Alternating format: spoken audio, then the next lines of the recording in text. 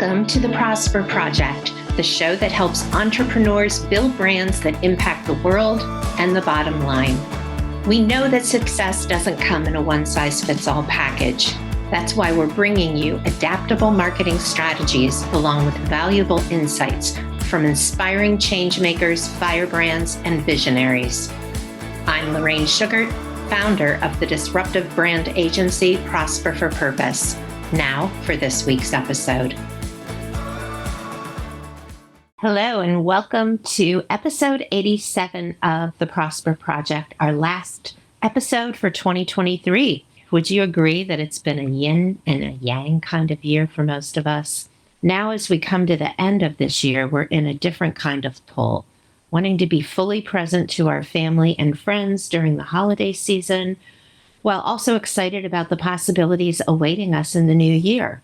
And these opposing pulls of living in the present and thinking about the future can lead to overwhelming pressure to achieve big seasonal goals. For example, finding the perfect present for each person on our list, spending more time with family and friends, and of course, having the perfect 2024 plan in place for our business. Along with those pressures, we may feel the weight of world events or worry that family differences might escalate when everyone is together over the holidays.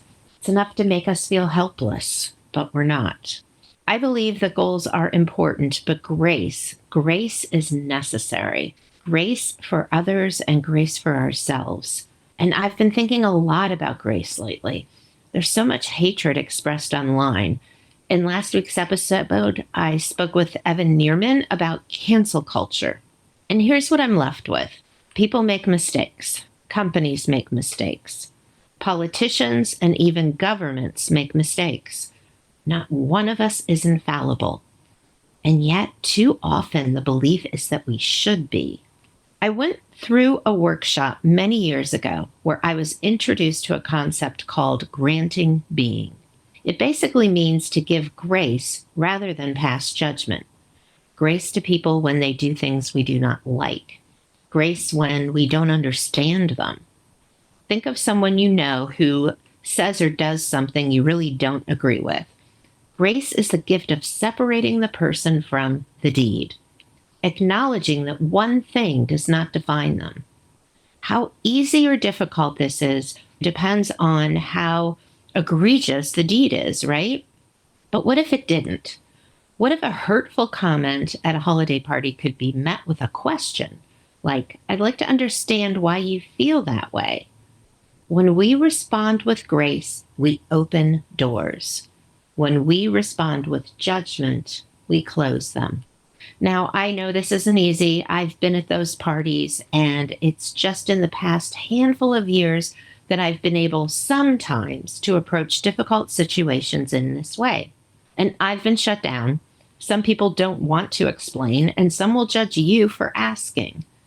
But when it works so well. That doesn't mean you still won't disagree or feel hurt or offended. I have felt the most grace when I've given it to others.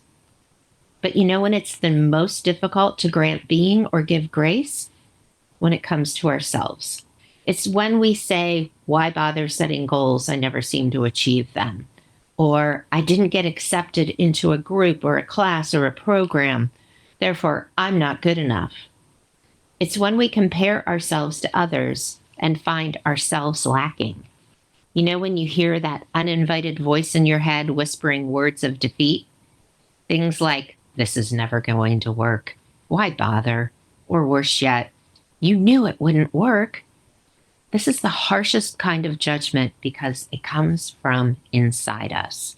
There's a practice I heard someone talk about many years ago, and I can't remember who it was or even where I heard it, but it goes like this. When you feel scared to try, when you feel like you failed, switch your uninvited negative voice to the voice of your best business friend. If you don't have one, make one up. Seriously.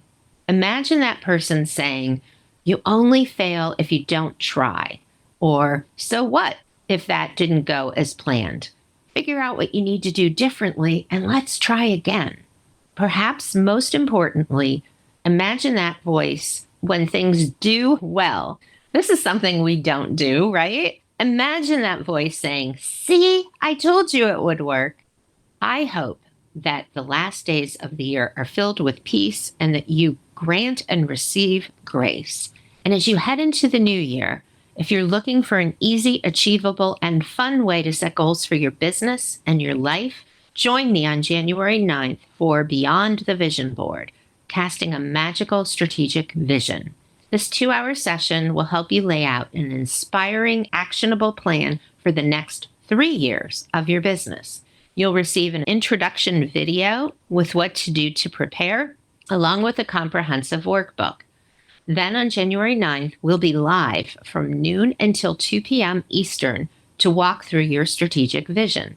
The session is priced at $97, but you can save 20% by leaving a review of the Prosper Project, taking a screenshot, and emailing it to my team at connect@prosperforpurpose.com. These details are in the show notes.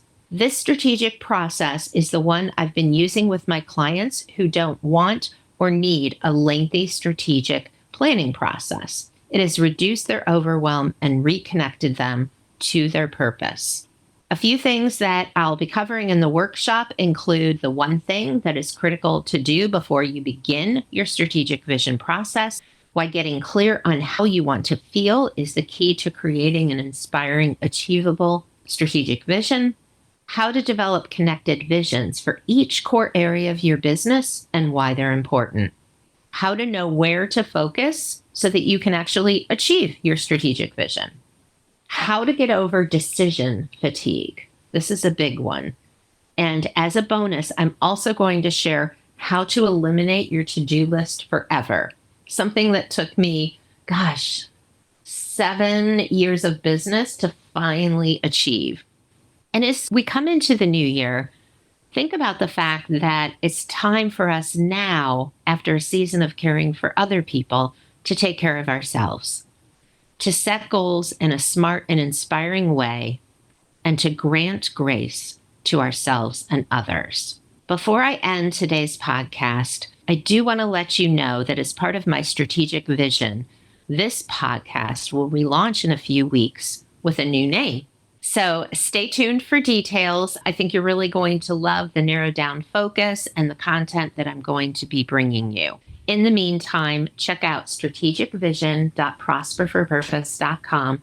Find the link and your way to receive 20% off in the show notes. And Happy New Year's to all of you. Cheers.